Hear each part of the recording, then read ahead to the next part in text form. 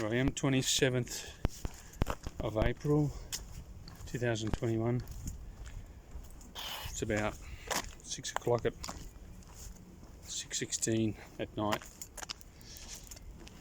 So we've got sunshine still, overcast today, and tomorrow we've got rain forecast for the rest of the week. I need it here, the ground's very dry. Just doing my daily exercise. So I'm not running or cycling, training like a maniac like I was up until the end of March. This month I haven't done anything, I've just done walks. So I've been ill. I think I'm coming good. This is the industrial area near where I work. As you can see.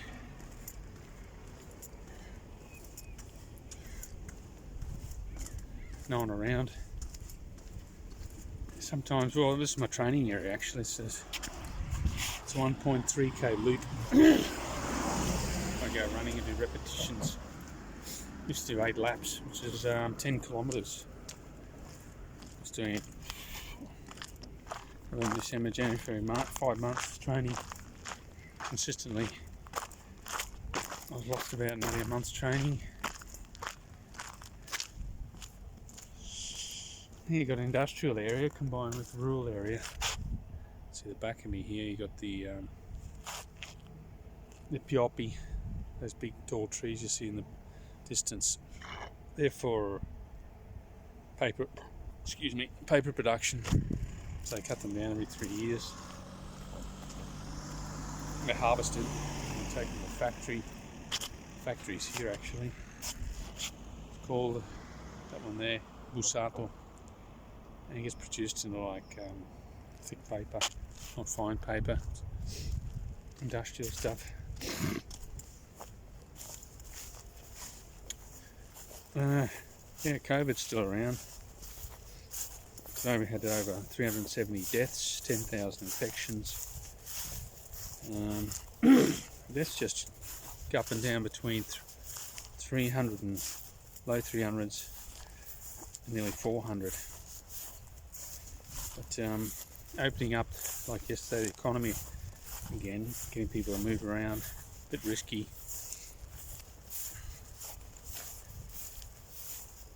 Because we've got this Indian variant here now. I think the media hypes up a bit. They're saying, or one scientist is saying, if you've found 2 cases, I mean it's already here. So this stuff.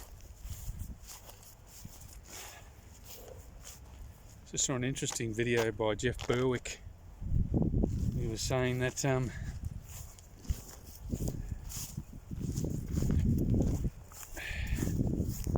dengue virus was discovered isolated in 1943. And they just found like a vaccine for it last year. The AIDS vaccine was like isolated 30 years ago. We still haven't got a cure for it. It's got treatments. There's no vaccine for it. So, he's right. I don't think these vaccines seem to be working in the UK. They've come good. Here in Italy,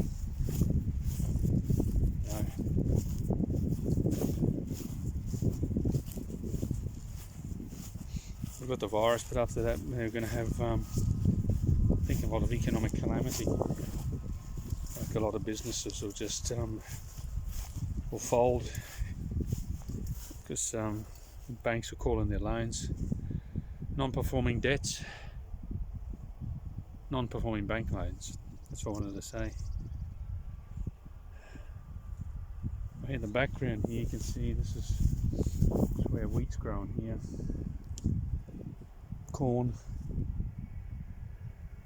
Cornfield, wheat. I think that's a wheat field there, and then you've got the trees used for paper production.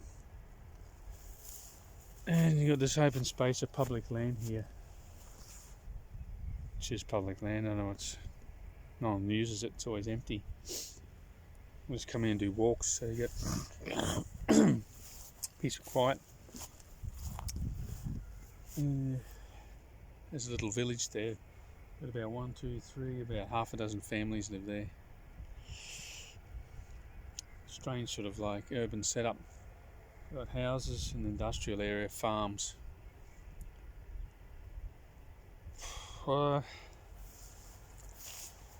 Just doing these walks.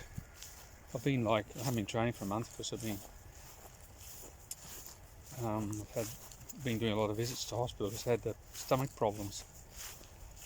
So I had a gastroscopy where they put the telecamera down your stomach and they see what's in there. I thought I had some sort of growth, but it wasn't. It was a bacteria growth, which I'm taking antibiotics for which I don't like. 10 days of antibiotics. So I've got to reinforce my stomach with sauerkraut and yogurt. So the antibiotics really hammer your stomach. Got to have them on a full stomach. They kill the virus, so to speak. I don't like using them. And that's about it. I've been trying to get back to Australia since September 2020. Flight was cancelled, October was cancelled, May had another flight booked, it was cancelled, October this year it cancelled again, and then I moved it to December this year, so I'll see what happens. But they offer you these Australian government offers you these flights where you don't take off from Italy. So there's one in Germany, so you got to have you got to somehow get from Italy to Germany on a train, which you got to pay for.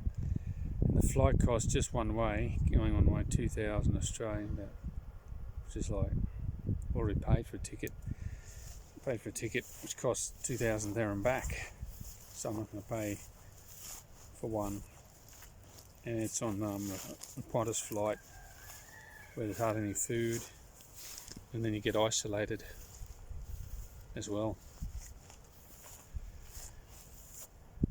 Anyway, pretty relaxing actually out here. That's where I come and do my running and everything. Anyway, pretty non-eventful day, uneventful. I went home, mowed the lawn, listened to some music, Neil Young,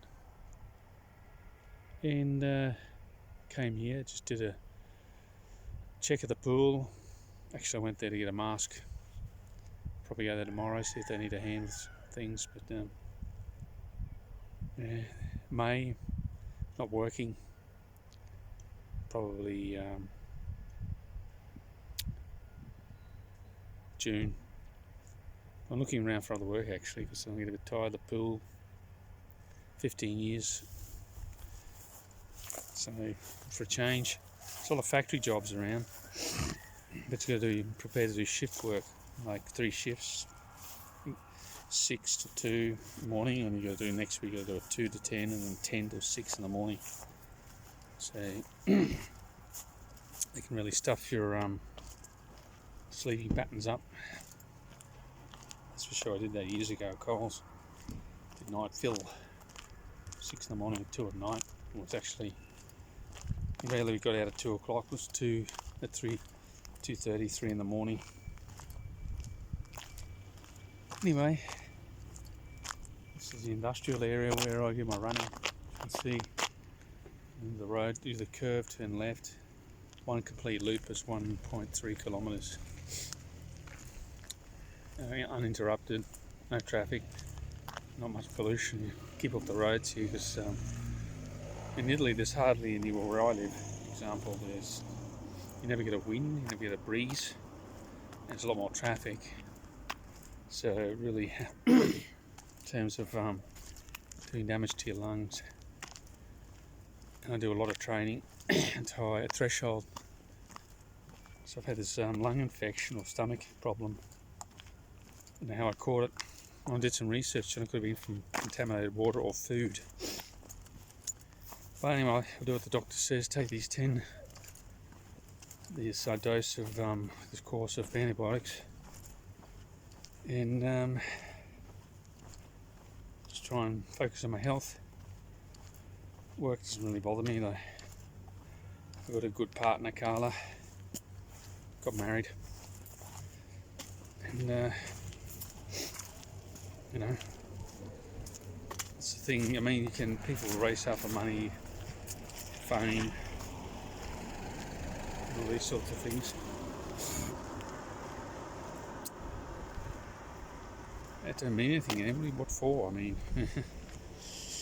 what we place value on. I mean, Jeff Bezos, during the pandemic, all his businesses, I know for a fact in Italy, they never closed, or the big distribution centres, a big one at Rovigo, about 70k from here.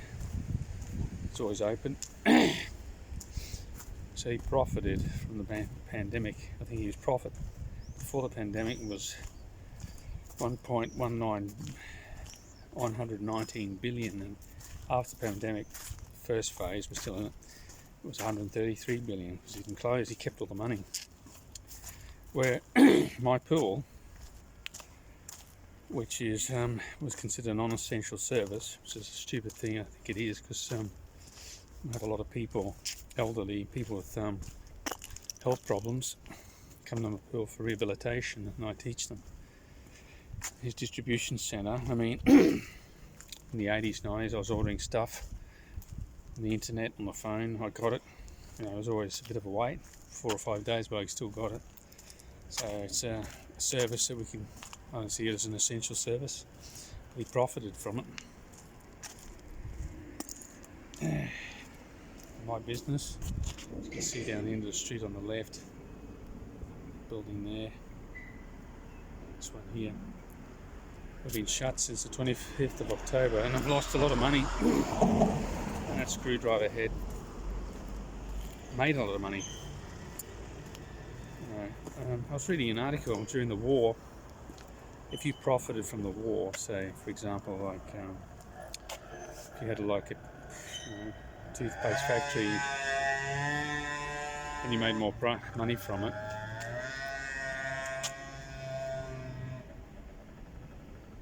you have to pay an extra tax. This is illegal. So you weren't allowed to profit from the war. But people are profiting from this pandemic. Richest man on the planet made an extra 33 million, and he kept it. And if you paid every single one of his employees a bonus, I think it was like 100,000, he would have gone back to pre-pandemic levels of profit. So he wouldn't have lost hardly anything. He would have lost 33 billion, but it would have gone to his employees. You know, like without their labour, he wouldn't be anyone or anything. That's just my opinion at the moment. The world's going crazy.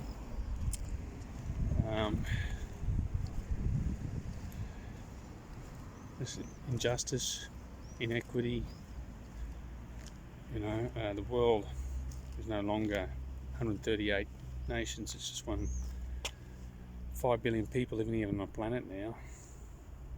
You know, I talk every night to a person in real time, 20,000 kilometres away. I'm talking now. You don't even need to move. 30% of people work from home. My neighbours across the street, they work from home now. They haven't gone back to work. Pre-pandemic, first pandemic, second, they just work from home. A lot of people. So things have changed, won't go back to how they were. Even the pool. Anyway, we'll talk about those things later. Do another video tomorrow. See ya.